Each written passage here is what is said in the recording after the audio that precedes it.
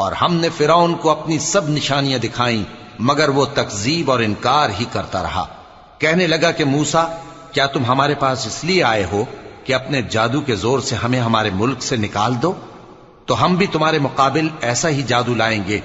तो हमारे और अपने दरमियान एक वक्त मुकर्रर कर लो कि न तो हम उसके खिलाफ करें और न तुम, और ये मुकाबला एक हमवार मैदान में होगा। मूसा ने कहा कि आपके लिए यौम जीनत का वादा है और ये कि लोग उस रोज दिन चढ़े इकट्ठे हो जाएं। तो फिरौन लौट गया और अपने सामान जमा करके फिर आया। मूसा ने उन जादूगरों से कहा कि ये तुम्हारी बर्बादी होगी।